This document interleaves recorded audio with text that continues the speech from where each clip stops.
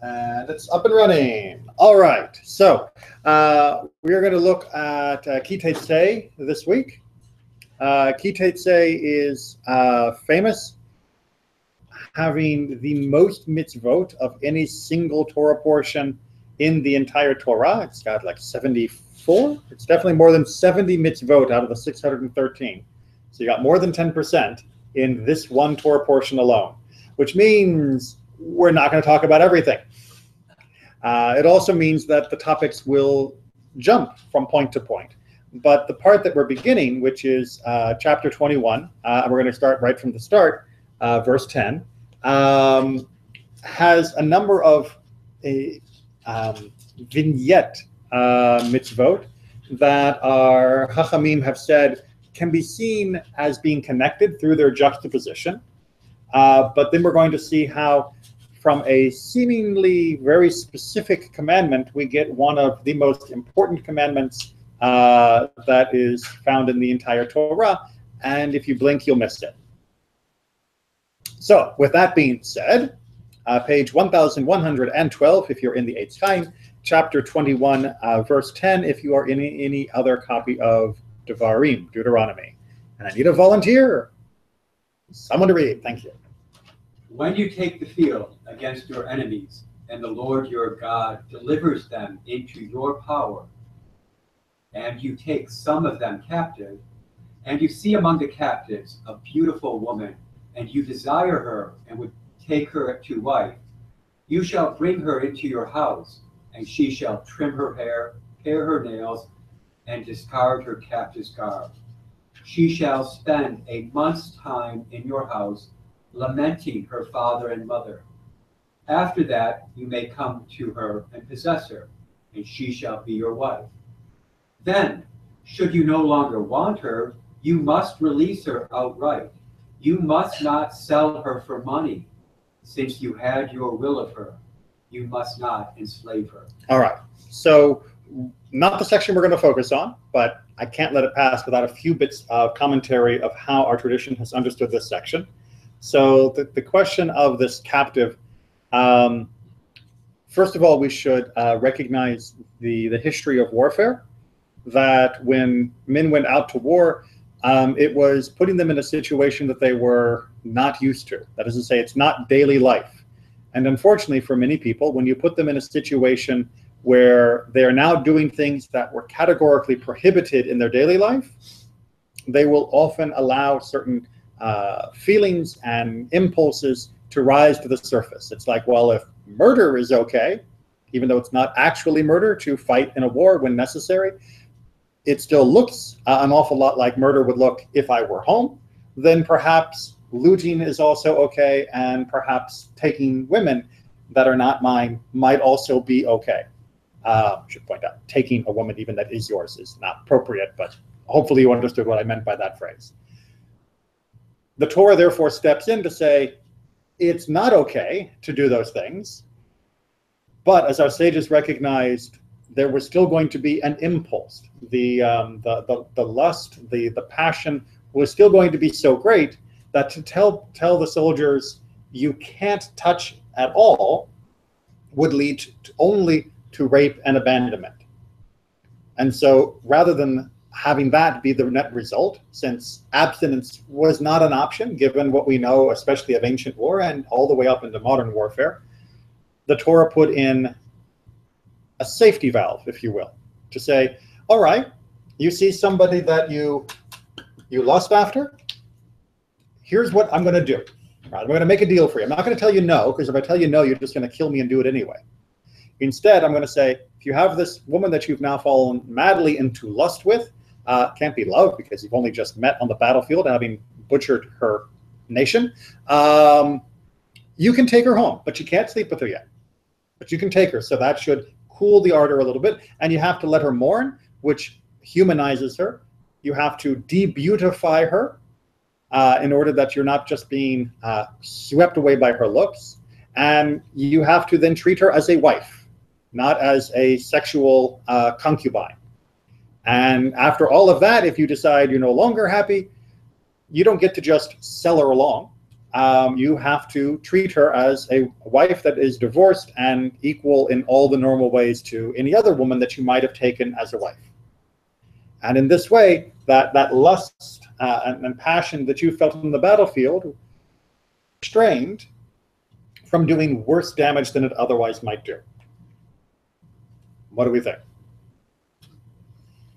Horrible to even consider, but perhaps the best we can hope for in times of war. And then we get to a totally unrelated, but actually perhaps related, second topic. If a man has two wives, one loved and the other unloved, and both the loved and the unloved have borne him sons, but the firstborn is the son of the unloved one, when he wills his property to his sons, he may not treat as firstborn the son of the loved one in disregard of the son of the unloved one who is older. What does it mean, treat as firstborn? Inheritance. Inheritance rights, exactly. As we've covered many, many times. Welcome, welcome. Hi. We have two Humashim already set up for you. We're on page 1113. As we've talked before about inheritance rights in the biblical model, you would take the number of inheritors, you would add one, and then the oldest son would get two portions. Sorry, you take the number of inheritors, add one, that's how much you divided the estate by, and then the oldest son would take two of those portions, and all the others would get one portion each. And here we have a question of, if you have a son that was born from a woman you no longer love, the actual term that's used in the Hebrew is hate, not unlove, as has been modified into the English translation, but the woman that now you hate, but for whatever reason you have not divorced, or perhaps you have divorced, but that kid is still your son. And then you have another son from a wife that you really, really love, but is not your firstborn. When it comes time to divvy up the inheritance, you're not allowed to take away from the son from the woman that you no longer love and give to the son from the woman that you do love. The right of inheritance has to be protected regardless of your hate, regardless of your jealousy. Right? These are not allowed to override your feelings.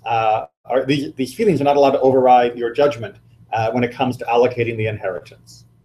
And the Torah will spell that out more in verse 17. Instead, he must accept the firstborn, the son of the unloved one, and allot to him a double portion of all he possesses, since he is the first fruit of his vigor. The birthright is his due. All right, the Bechorah, the firstborn's right goes to him, and that's it. It doesn't matter how you're feeling about that. Now, let's put you in the seat of the ancient sages. First paragraph dealing with the lot of the captive. Second paragraph dealing with inheritance rights. Could you perhaps imagine a thread that might link the two? Traditionally powerless children, women, captive women. The rights of the powerless have to be protected. All right, so one is the captive is powerless, the son of an unloved wife is powerless, therefore the Torah is going through and saying you need to protect the powerless and make sure that they are not abused by those with power in these different situations. Excellent line. Think about a narrative. If you were using this as bullet points to write your novel, what happens in the first section of the book? Okay, so Man goes off to war, right? Falls in lust / love with this woman, captures her, brings her back, goes through the ritual, she converts, she is now his wife, and he begins to realize, well, that he doesn't really love her. but he has a kid by her. But he has a kid by her, of course. Right? And so now he has this woman that he doesn't really love, and perhaps he divorces her and then marries someone else. And this other person that he married is not somebody that he fell into passionate lust with on the battlefield. This is somebody that perhaps he is more compatible with, a better choice. We don't normally consider the battlefield to be the best dating solution. It's not where we find our matches usually. And therefore, perhaps the second wife is the wife that he really falls in love with, and that he is devoted to her, and he is a good husband, and he wishes to forget all of that nastiness behind him of his war days and that first captive, and the son that came from that woman serves only as a reminder of his youth and of his mistakes. Comes time to allocate his inheritance. Everybody knows that there's this son from that woman that he brought back from God knows where, and then there's the son that has been at his side, that has been, he's doted on that boy his entire life. How do we divide the inheritance? You divide it as the Torah says. The firstborn gets the double portion, even if that's not what he wants, even if that's not what he likes. But there's a pattern here that's more than just the implication of the law to say that if you act off that lust, it will lead to hate and jealousy.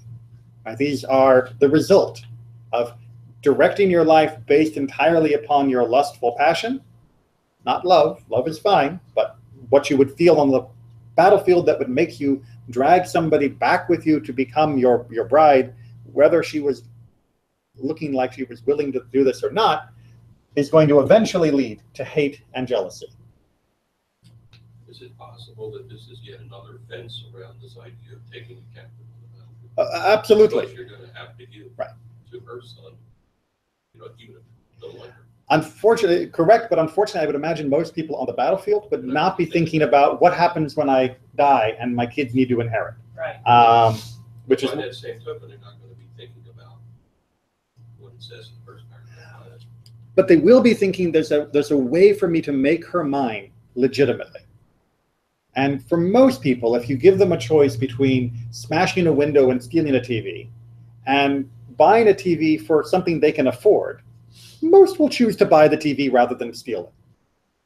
And that, I believe, is the idea behind the laws regarding the captivity.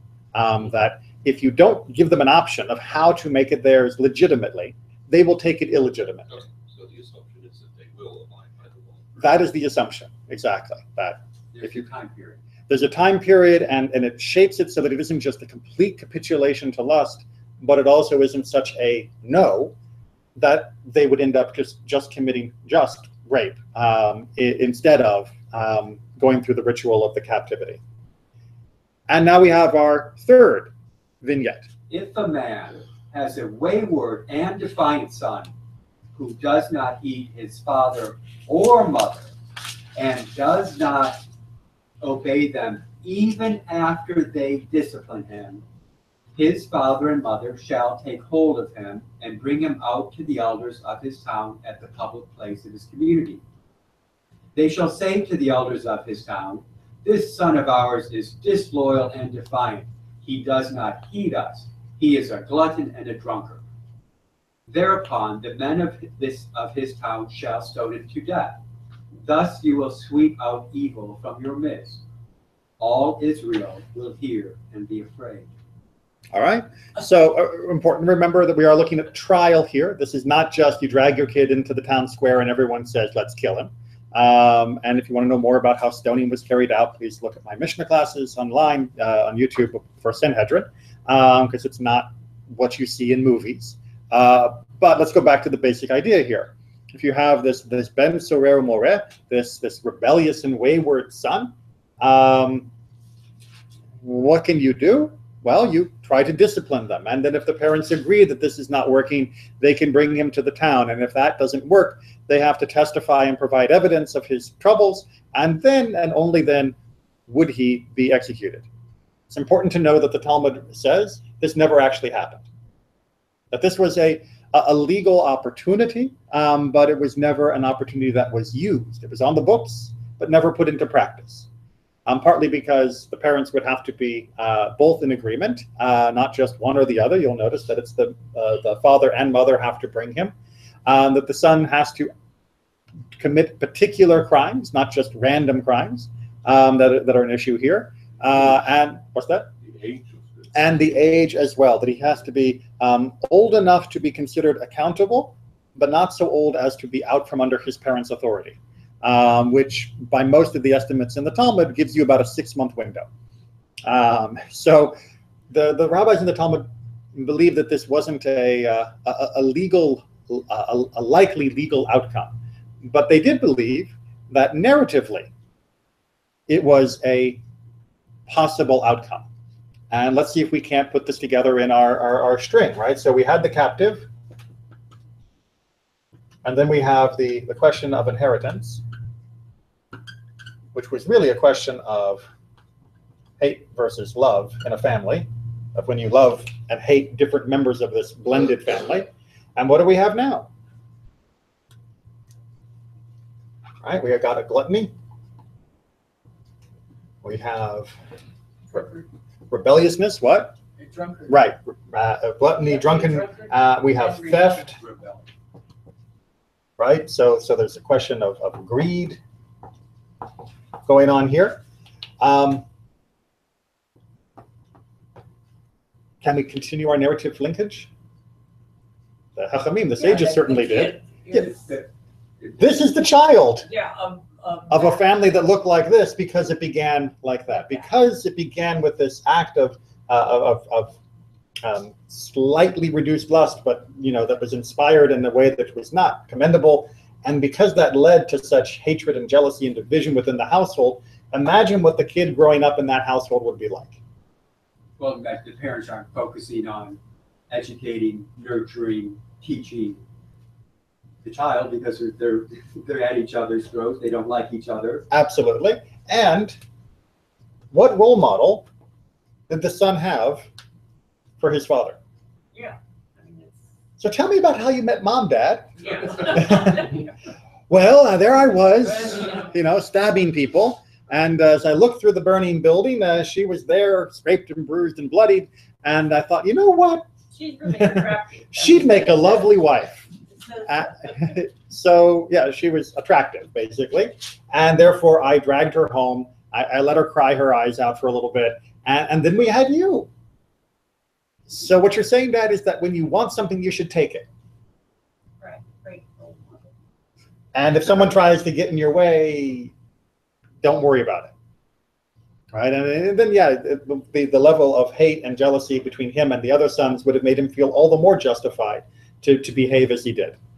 So this is unfortunately a very plausible outcome from the beginning of that chain at the back. And this is what people often forget, is that the way they choose to live their life has an implication and ramifications that go down the generational chain, often even more than just one generation. It can sometimes linger within a family for multiple generations because of the actions that were taken. Which leads us to our final vignette, verse 22. If a man is guilty of a capital offense and is put to death, and you impale him on a stake, you must not let his corpse remain on the stake overnight, but must bury him the same day. For an impaled body is an affront to God. You shall not defile the land that the Lord your God is giving you to possess. All right, so we go from the captive, which turns into this inheritance question and hatred and family, which leads to this rebel child, which eventually leads to a criminal that is convicted of a capital crime and is executed. So what began on the battlefield ends with death at the hand of the court. What a happy story, right? This I don't think this is going to be made a movie anytime soon, but it is very interesting that out of all of the 70 plus mitzvot that are found within this Torah portion, these four were arrayed in exactly this way. And our sages 2,000 plus years ago noticed this particular narrative that was almost implied by that juxtaposition and led to our understanding that we've now shared. Did anyone catch the major Jewish mitzvah that got mentioned in the background of all this metaphor? I mean, the fact that he has to be buried immediately? The fact that he has to be buried. Defiling the land? Well, the first, that he needs to be buried. Second, that he should be buried immediately. If you'll take a handout and pass them along. That was true for anyone that you know. Where were we commanded before this to bury our dead? So, right. Right? Where was the commandment to bury one's dead before this? We have precedent. We have precedent, which we're going to get to on the handout. But we don't have a commandment to bury the dead, and we don't have a commandment to bury our dead in a particular manner. And here we are beginning to get the underpinnings that have led to the manner in which we bury, both the time and form of our burial, that have persisted now up until the modern day. So what looks like an afterthought of how you deal with this criminal is in fact the root for much of how Judaism handles the burial, not only of criminals, but of everybody within the community. So shall we hit the commentary? Yeah. All right, so first a few examples of burial at the top. This is just a summary. Abraham bought the cave of Machpelah to bury Sarah. So that is the first example of the founder of our people buying land in order to bury his dead, which should already begin to give us an idea that in Judaism, the precedent is that we bury our dead as opposed to leaving them on the stones of a river or burning them on a funeral pyre, allowing the animals to simply, decompose them as vultures and other carrion will do, that we seem to want to bury. That means in the dirt. Keep going. Later generations were buried there as well. Right. It wasn't just because he loved Sarah so much, but we know that Isaac and Rebekah, we know that Joseph and Leah were buried in this as well. Moses, though he was alone at his passing, was described as being buried. Right. This hasn't happened yet in the Torah, but we've all read the Torah more than once, I'm sure. The very end, when Moses finally passes away, the Torah goes out of its way to tell us that God buried him. Lest we wonder, well, wait a minute, if Moses was out by himself when he died, then that means he just fell over on the ground and his body would have been left exposed to the elements. The Torah makes sure that we understand that he was buried, that he was indeed laid to rest in the earth. And that question of earth and our connection to the earth is going to come up with a question of how do we reach that earth? One of the topics that has come up a great deal in recent years has been the question of cremation. And excuse me, this is not exactly a new question. Cremation has been practiced in many other cultures for a very long time, but it has become a more pressing question within the Jewish community, I will say, in the last 10, 15 years, as the prices for funerals, in-ground funerals charged by funeral homes have continued to skyrocket. And many people have begun to look to cremation, not because they wish to reject or rebel against Jewish tradition and Jewish law, but simply because they can't afford the in-ground burial. And that is, as we're going to see, that is a big problem for our community because we are not a big fan, to say the least, of cremating our dead. So let's see if we can get some of the material behind that question. Oh, yes, yes. What's the Jewish tradition about burial in the sea? Same. That the Jewish tradition is to be buried in the earth. In the earth. Yeah, so water is not considered part of the earth. It is not. Water is not considered part of the earth. If you were buried in a subterranean cave that was under the ocean, like if you dug down and then out under the ocean, that would be considered fine. Yes. But just to drop someone over the side of a ship and let them sink to the bottom, no. We do not consider that to be, as we're going to see, the proper care of the deceased. And that issue of what is proper care of the deceased is what's going to come back through many of these different commentaries. Abraham spoke up, saying, "Here I venture to speak to my Lord, I who am but dust and ashes." All right, so Abraham, in a conversation to God, calls himself dust and ashes. Now, the dust seems perfectly normal, because after all, we know that Adam Rishon, the first human, was created from the soil, the earth itself, and therefore to call himself dust is a very nice poetic recall of that first chapter of the book of Genesis. But ash, what do you mean ash? Right, where did ash come from? And you will if you look very carefully throughout the entire Tanakh, the phrase ashes to ashes, dust to dust, the phrase ashes to ashes never occurs anywhere in the Bible itself.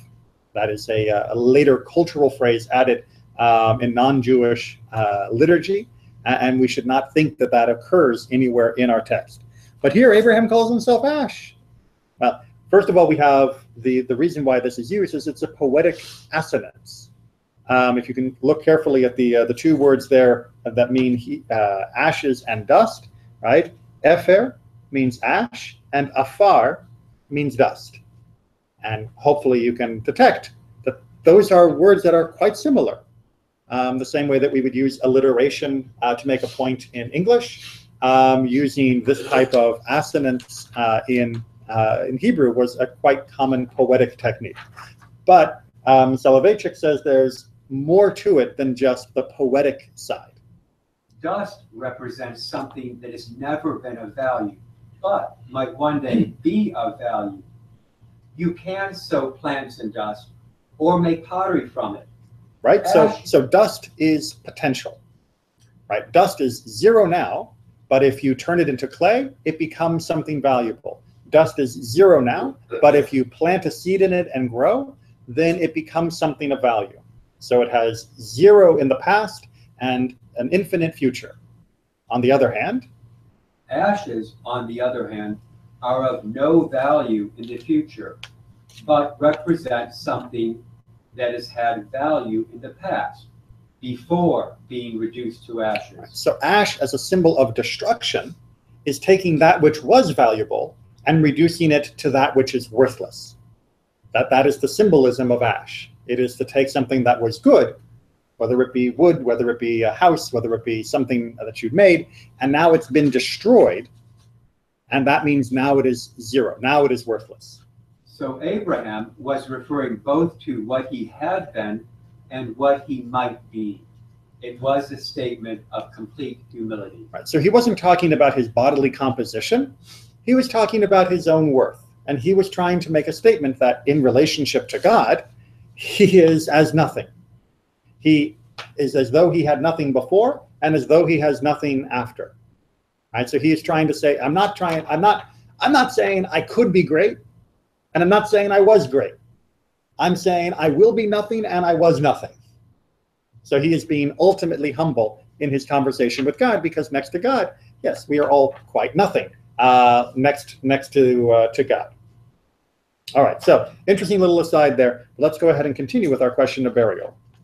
From the laws of this commandment are that which they of blessed memory said, that this commandment is not only with one who is hung, but rather even with all those killed by the cord. It is a commandment to bury them on the day of their killing. Also included in this commandment is to bury all Jewish dead on the day of their death. All right, so follow the logic Sefer HaChinuch is summarizing for us here, taken from the Talmud, which is if we need to bury a criminal who committed a capital crime on the day that he dies, because to do so otherwise is a disgrace, then all the more so, somebody who didn't commit a capital crime and therefore should not be considered to be a less worthwhile and desirable person because of their crime, all the more so a regular person needs to be buried as soon as the day of their death. Right? If we do this for a criminal, then we would certainly do this for a non-criminal. That's the logical argument that's being drawn here. It's a Kal v'chomer style argument in the language of the logic of Talmud. Does that make sense? We buying it? Or do you think we do special treatment for criminals that we wouldn't give to the regular people?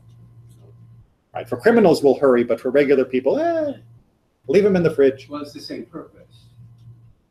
Because Yeah, it goes with defile the land. Yeah. Okay. So the question we're going to have to come back and forth with is, what exactly are we trying to avoid? Are we trying to avoid a defilement of the land? And what does that mean? Are we trying to avoid this phrase that it is an affront to God, literally a curse of God in the Hebrew, affront being an unusual English choice, but that's the one we've got. Are we trying to avoid a disgrace of the deceased? Cool. Yeah. What are we protecting here?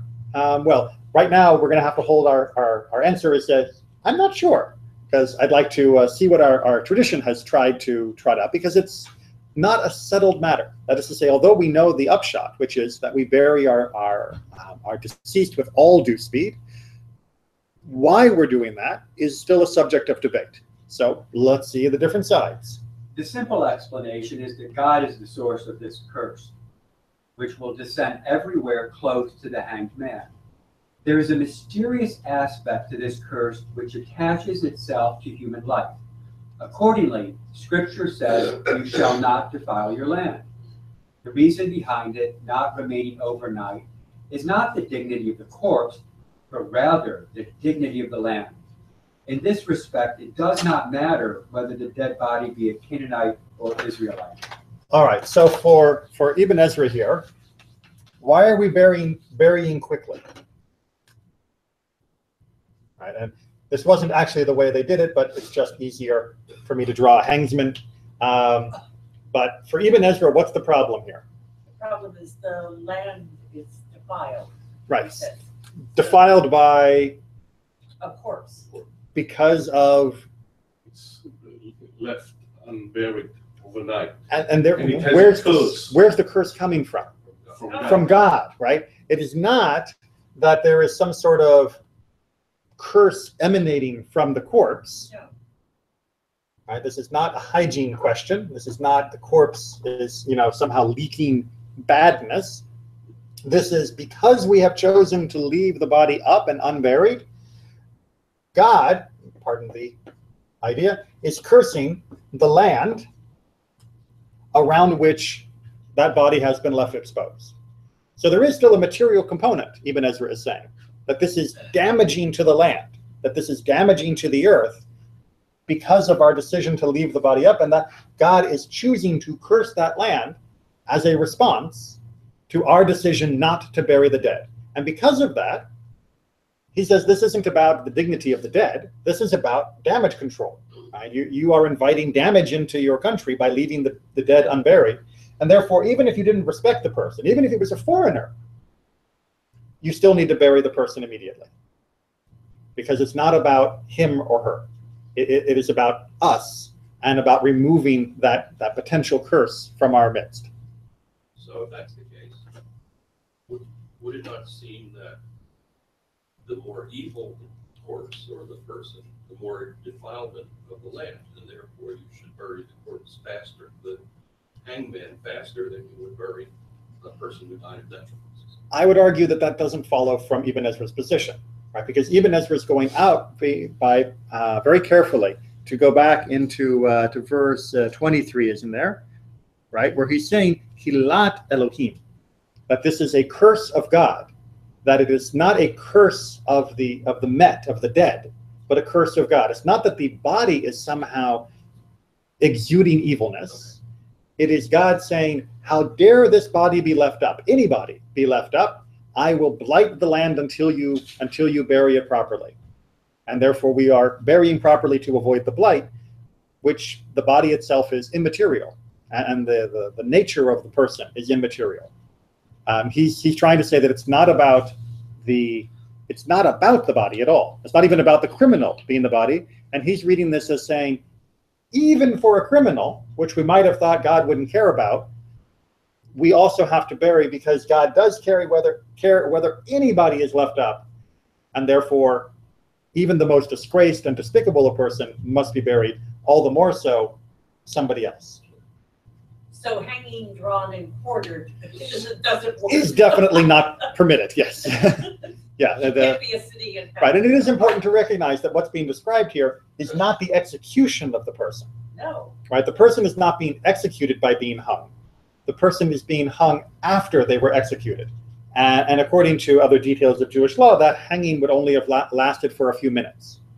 The person would have been executed, they would have been suspended right near the end of the day, and then they would have been taken down and buried moments later. That was the procedure that this was implemented. That's the way that this procedure was implemented. All right, let's go ahead and see, though, because there are others who disagree. About the roots of the commandment is what they, may their memory be blessed, mentioned in the Mishnah in the chapter entitled Nigmar Hadin. As there they said that one who is hung is a curse to God, meaning to say that the creatures should not say, the creatures meaning us, why was he hung? Because he cursed the name of God? And it will come out in their mentioning of this, and they're bringing the thing up in their mouths, that they will be profaning the name of the heavens and causing evil to themselves. And the God who desires the good of his creatures prevented them from this because of that. All right, so even Ezra says that it's this downward curse from God. The Talmud, as being channeled by Sefer HaChinuch, is saying that the curse is actually the inadvertent publicity that will continue to be spread every time somebody walks by and looks up at the body. Why is that guy hanging there? Oh, because he said, cursed "Wow." God, which is a new, almost curse of God. Right? It's like, you know, the old joke of, you know, the boy who says, Johnny got in trouble today at school. Well, why did Johnny get in trouble at school? Because Johnny said, and then he repeats what Johnny said, and his mother says, how dare you say that, and punishes him for repeating what Johnny said. Right? And then she goes and says to her mother, do you know what my son said that the other boy said at school? He said that other boy said, and then the grandmother says, how dare you say that word? Right? We have an infinite chain of regress here. If you leave the symbol of this person up, who cursed God, that we will constantly be reminded of what they did, and we will constantly be talking about doing horrible things. And by talking about it, someone is likely to actually do it. And therefore, they become guilty as well. And since God does not want us to be cursed because of our remembrance of this person, God has now protected us by removing it from view. How are we doing on that? Right? Rather than the idea of a deterrence, that by leaving out the bodies of people as a deterrence from others to prevent them from committing the same crime, the Talmud is saying, no, the constant display of criminals leads to more crime because it tells people about the different things you might do. Right? So, because the Torah told us to. Right. Now, and so there is that question of why be hung in the first place, and that's beyond the scope of this discussion. But it is very important to recognize that whatever the impetus might have been to hang them, it was certainly not to create a permanent and lasting memorial of the bad things they had done. Because, well, you know, you think that, but think for a second. And I think in general, we have avoided this. But imagine that every place you went that has a Holocaust memorial, instead, there was a giant statue of Hitler. And at the bottom, under the statue, it said, these are all the horrible things this man did. We should never forget all the horrible things he did. Different feeling, yes? Right? We would probably be uncomfortable constantly staring at a picture, a statue, a monument that was dedicated to the evil, that is to say, against the evil, but was constantly mentioning the perpetrators of the evil. That would be an uncomfortable feeling to be in the presence of the villain rather than the victim. And so we don't leave the villain up there. We make sure that the villain is removed, even as we remember we shouldn't do the things the villain did, but we don't want to leave it in such a way that we could very easily and accidentally imitate what the villain had done. Make sense? Okay. But that's not the only explanation. Onward. This is easier to understand. Every incorporeal creature is known as Elohim. This includes the soul of human beings known as Zalem Elohim, image of God. Right, so this is something that's important to, as a general rule when reading through the Bible, is every now and then you'll see the term Elohim, and it won't always be referring to God. Most famously in the section right before the flood story in the book of Genesis, where it talks about B'nai Elohim, the in quote, children of God, and it's not talking about human beings ish, maybe. There's lots of commentary. It might have been other people who were mighty but had fallen, but often it's being used as an interpreted as being angelic beings, those things that are non-corporeal, that don't have physical bodies. So for human beings, we are said that we were made b'tselem Elohim. We were made in the image of God. And therefore, we are made in the image of the incorporeal. There is an incorporeal aspect to our existence, just as there is a bodily or corporeal aspect to our existence. With that in mind, seeing that the disgrace done to a person after he has died is also an insult to this essence of him, the Torah describes it as cursing the dead person's eternal essence. Leaving the dead corpse hanging without burial is an insult to that very eternal essence of a human being called Elohim, Sforno. right. So, Sforno, even if the person is wicked, even if the person is not one of us, but a stranger that had some reason been forced that we'd had to execute, they are still b'tselem Elohim. They are still made in the image of God. They still have that which is eternal and that which is ethereal and incorporeal. And that needs to be respected. To leave the body up is to mock the essence of humanity, even for the people we don't like. So Sforno is adding in a third issue, which is saying the curse isn't going to be coming down from us. The curse would be from the person looking, who would be cursing, at least by degrading in their mind what it means to be human. Because if that's the way you can treat a human, because they're not only going to see the body, they're going to be considering the essence of humanity, then that means they have a lesser view of what it is to be human by seeing the body left out and unattended. Right? The way we treat our dead changes how we treat the living. The way we treat our dead changes how we believe, or what we believe it means to be human. That we don't just treat the dead like leftover material. Because it's, even if it is, in quote, leftover, that the soul has now left, because that is the wrapper in which we interact with that which is eternal and the essence of humanity, I'm still going to unfortunately be affected by how I consider that essence when I look at the wrapper treated in this shameful way. Make sense? Okay, so which one's right? Right? Sforno, who says this is all about how we understand the essence of humanity, and to leave somebody unburied and uncared for after they're dead is to degrade how we feel about the essence of humanity. Or Sefer HaChinuch, which says God is trying to protect us because if we leave people out, we will come to imitate their bad behaviors, or at the very least inadvertently duplicate them by retelling that story.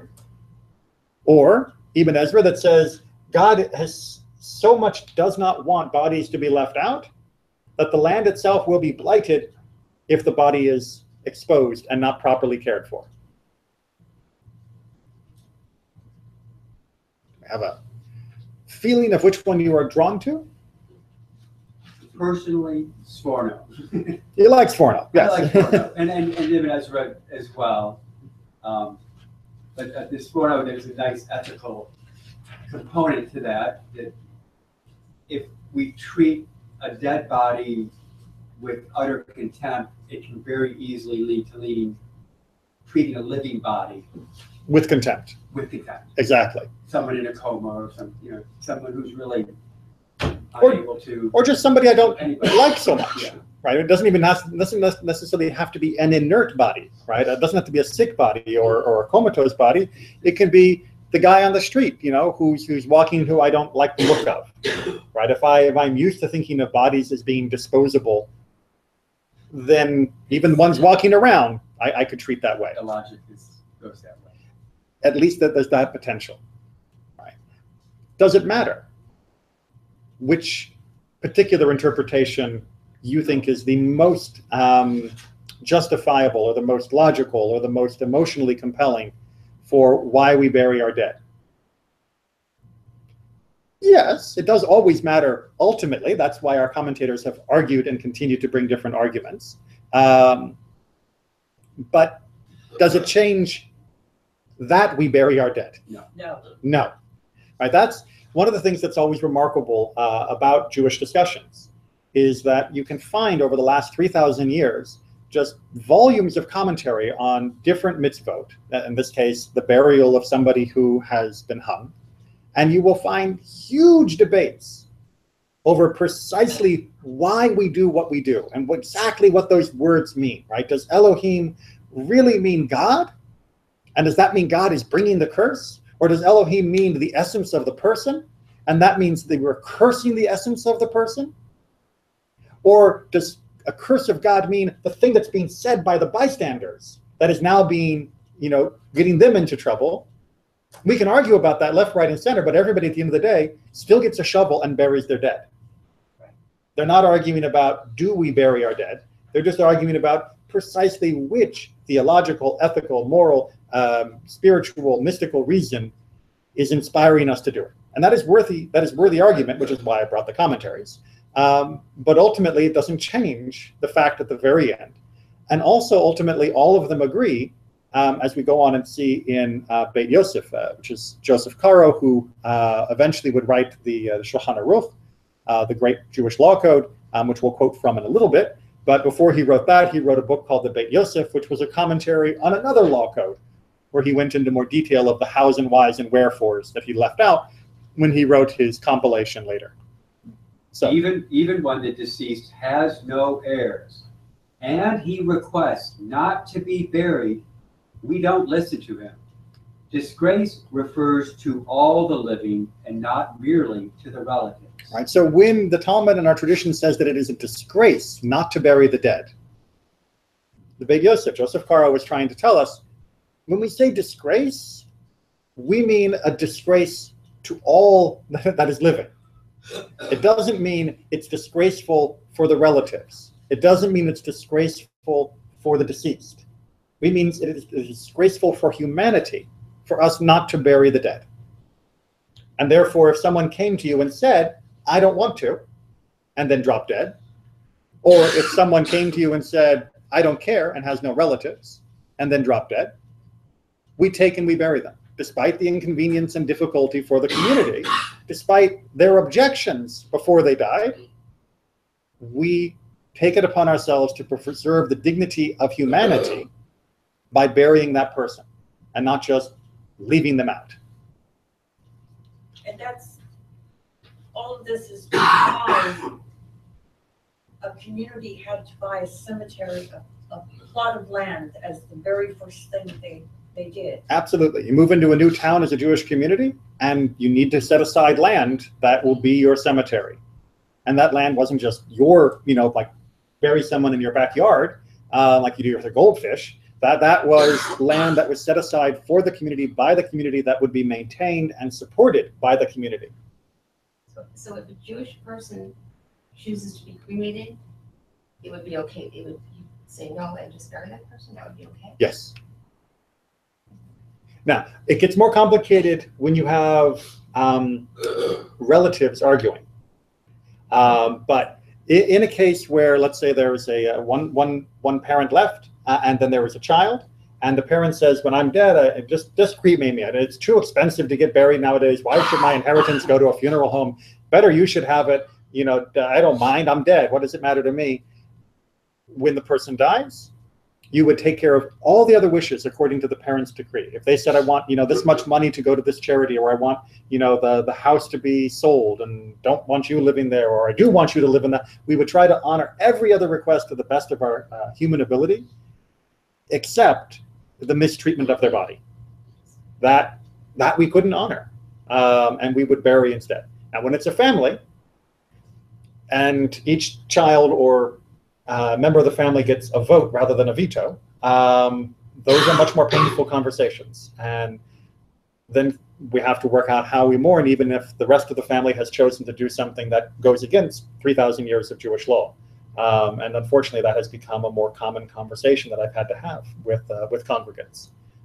But the baseline is that we should override the will, if necessary, in order to bury rather than to cremate or leave out for the animals or any of the other things that people have considered doing, as opposed to a in-ground burial.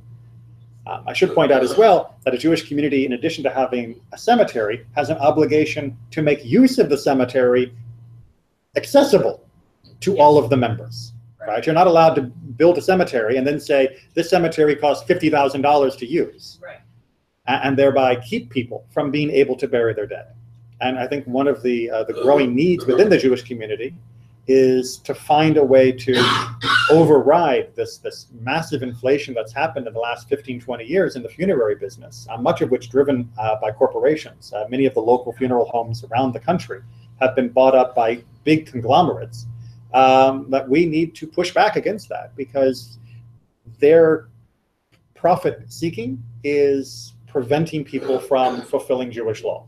And that is always a big problem that our people need to attend to. A very famous story of Shimon ben Gamliel, when the people were profiteering over dove sacrifices, told them that he was going to change the laws of sacrifice if he had to. And that brought the market right back into line of where it needed to be. That sometimes we need dramatic action. And I don't have the solution myself. It could be some sort of co-op, it could be some sort of collective negotiation and bargaining with these organizations, but something needs to be done to protect the institution of Jewish burial. And which is why we carry on with this now coming from the Rishalmi. You must bury him in entirety, not partially. From this verse, we extrapolate that the command was not fulfilled if the person was partially buried.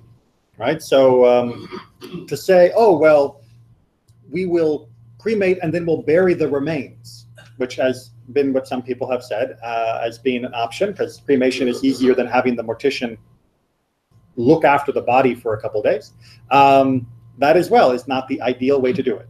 It is true that you can bury cremated remains, and that is a better thing to do after the cremation has happened over your objections, to go ahead and at least give the remains a burial. Which is why the ash that was collected from the various death camps in World War II was buried. It was not simply thrown out, knowing that those were human remains. They were given burials. Yad Vashem being the most important repository, but it was, you can't bury individuals, of course, because you can't sort it out. But burial was still the best solution after that point had been reached. Because we need to bury as best as we can. But there is no physical way to bury all of a cremated remains, because when cremation happens, much of the remains is turned into smoke and disappears. Much of it is left within the oven itself, and therefore is not always gathered perfectly in order for the remains that are given to the family to be considered the full remains of the deceased. All right, and then just two more ways that this has been codified into Jewish law. Even one who has no money, who commanded and said, don't bury them, we don't listen to him. Right? That if someone comes to me and says, Rabbi, I can't bury this person, we're going to have to cremate instead because we just can't afford it, the community tries to work together to make sure that we can actually bury that person. That's not a reason not to have a Jewish burial. And then just to show the extent at which we go in order to prevent a body from being burned. A dead body that is in danger in a raging fire. This is on Shabbat. Now on Shabbat, normally we don't move dead bodies, right? In general, on Shabbat, we don't move items that we are not allowed to use on Shabbat. So for example, if I have a chainsaw, I don't move my chainsaw on Shabbat. It's not a question I can't use the chainsaw. Of course I can't use it. But I also can't move it around my garage. I don't go and reorganize the garage shelving on Shabbat, because those objects are forbidden to be touched on Shabbat unless there's a major problem. And this is what the issue is here. So a dead body, there's nothing you can do with it on Shabbat. You have to wait until after Shabbat to bury it. But if there's a fire that breaks out on Shabbat, well, normally I can't touch this thing. But if there's a baby or a loaf of bread, you should move the body with that. Right, so there was a feeling that if there was an object, let's say, for example, my chainsaw, and it was underneath a loaf of bread, then I could move the loaf of bread with the chainsaw. And that would be, I'm not only moving the chainsaw, right? It would be a bit of an extension. And it goes even further, however. But if there's no baby or loaf of bread, then if two mattresses are available, Flip the body from mattress to mattress, since this is in direct motion. Right, so you roll it to the next mattress, take the first mattress, move it around, roll it to the next mattress, take the first mattress, move it around, roll it to the and you just sort of move the person out of the fire and make sure the fire doesn't, destroy the body. And again, we are tiptoeing on the edge of breaking Shabbat here in order to prevent this body, which is just a body, right? The person's dead. It's not like it's a sick person where everybody agrees you just pick up the sick person and run. We're saving that which should be considered waste matter from a fire, and we are getting awfully close to breaking Shabbat to do so. But if neither are available, you may move the body to that. And there it is, right? All right, and then at the very end, we want the body to be able to be buried properly to such an extent that we are willing to do something that under normal circumstances would be considered breaking Shabbat in order to prevent it from being burnt in a fire that was an accident. That wasn't even an intentional fire. Right? We could have just said, hey, a fire broke out, lightning bolt or whatever. It happens, and there goes, great uncle Cohen, right? And it just happened. And because it's Shabbat, what am I going to do? No, even on Shabbat, even if there's no way to do it tiptoeing, you can pick the body up and take it from the place that is about to be burnt in order that it not be burnt. I should point out that in all these cases, the assumption is that you are not recklessly endangering your life in order to save the body. That, yes, Judaism would say would be a problem. But fires were not always giant raging forest fires. They you could tell that the building was on fire and that was it. And that meant getting the body out could be done with a moderate amount of safety, and up to and including just straight breaking of the no-touch rule in order to save it from being burnt. I think what Orach Chaim says actually strengthens the idea against cremation. Exactly.